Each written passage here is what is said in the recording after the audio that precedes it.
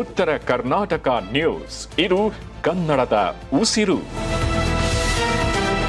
ಹುಮ್ನಾಬಾದ್ ಪಟ್ಟಣದ ಹೊರವಲಯದಲ್ಲಿರುವ ಕೈಗಾರಿಕಾ ಪ್ರದೇಶದ ಕೈಗಾರಿಕೆಗಳಿಂದ ಹೊರಬರುವಂತಹ ತ್ಯಾಜ್ಯದಿಂದ ಸುತ್ತಮುತ್ತಲಿನ ನೆಲ, ಜಲ, ವಾಯು ಹಾಗೂ ಪರಿಸರ ಕಲುಷಿತಗೊಳ್ಳುತ್ತಿದ್ದು ಸಾರ್ವಜನಿಕರ ಆರೋಗ್ಯದ ಮೇಲೆ ದುಷ್ಪರಿಣಾಮ ಬೀರುತ್ತದೆ ಎಂಬ ಆರೋಪ ಹಲವಾರು ವರ್ಷಗಳಿಂದ ಕೇಳಿಬರ್ತಿದೆ. ಈ ಸಂಬಂಧಪಟ್ಟಂತೆ ಹುಮ್ನಾಬಾದ್ ನಿವಾಸಿ ಸುನೀತಾ ಎನ್ನುವರು 2025ರಲ್ಲಿ ಲೋಕಾಯುಕ್ತಕ್ಕೆ ದೂರು ಸಹ ಸಲ್ಲಿಸಿದ್ರು. ನಿನ್ನೆ ಬೀದರ್ ನಗರದ ಪೂಜ್ಯ ಚನ್ನಬಸವ ಪಟ್ಟದೇವರ ರಂಗಮಂದಿರದಲ್ಲಿ ನಡೆದಂತ ಸಾರ್ವಜನಿಕ ದೂರುಗಳ ವಿಚಾರಣೆಯ ವೇಳೆ ಉಪಲೋಕಾಯುಕ್ತ ನ್ಯಾಯಮೂರ್ತಿ ಬಿ ವೀರಪ್ಪ ಅವರು ಪ್ರಕರಣದ ಕುರಿತು ಮಹತ್ವದ ನಿರ್ದೇಶನವನ್ನು ನೀಡಿದ್ದಾರೆ.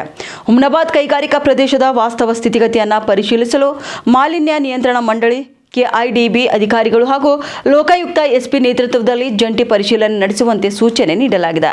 ಪರಿಶೀಲನೆಯ ನಂತರ 1 ತಿಂಗಳೊಳಗೆ ಸಮಗ್ರ ವರದಿ ಸಲ್ಲಿಸುವಂತೆ ಅಧಿಕಾರಿಗಳಿಗೆ ಆದೇಶ ಹೊರಡಿಸಲಾಗಿದೆ.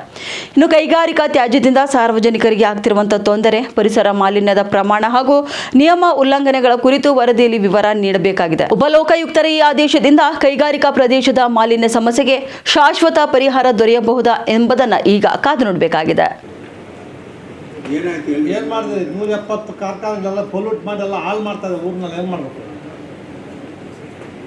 ಆಯ್ತು ಮೈಲಾಡ್, ಯಾವಾಗ ಇಷ್ಟು ಸೆಟ್ ಬೇಕು ಮೈಲಾಡ್?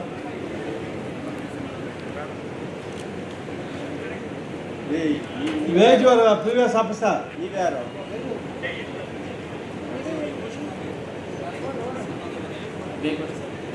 ಆಯ್ತು. ಸರಿ ಸರಿ ಏನು ಸರ್, ಯಾರಾದ್ರೂ ಎಲ್ಲಾದ್ರೂ ಇರ್ಲಿಯಪ್ಪ, ಪೊಲ್ಯೂಷನ್ ಆಗ್ತಾ ಇದ್ದಿಲ್ಲ ಅಷ್ಟು ಹೇಳ್ರಪ್ಪ. ಬರೀ ಆವಾಗಿದ್ದೆ, ಈಗ ಹೋಗಿದ್ದೆ, ಹೆಂಗಾಗಿದ್ದೆ ಕಂಡು ಬಂದಾಗ ಹೋಗಿ ವಿಸಿಟ್ ದಿ ಸ್ಪಾಟ್. ವೇದಾಟ್ 18 ಇಂಡಸ್ಟ್ರಿ ಹೇಳ್ಕೊಡ್ದು ಅಬ್ಜೆಕ್ಷನ್ ಆಗ್ತದೆ ನೋಡಿ.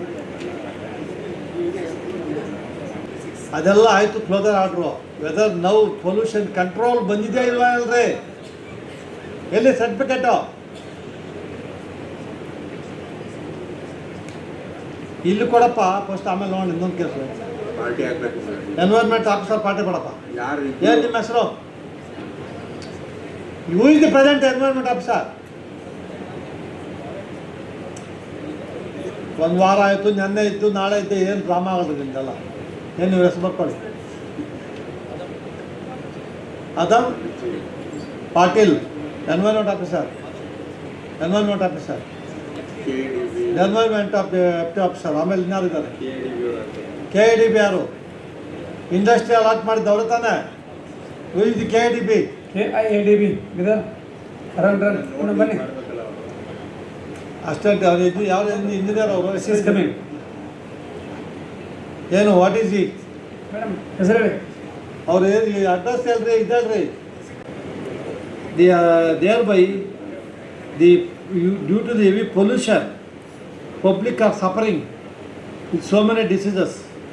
The authorities have not taken any action. Revenue Inspector, Village Accountant, Tahsildar, Assistant Commissioner, Revenue Department. Yes, sir. Only 41 operating, remaining not operating.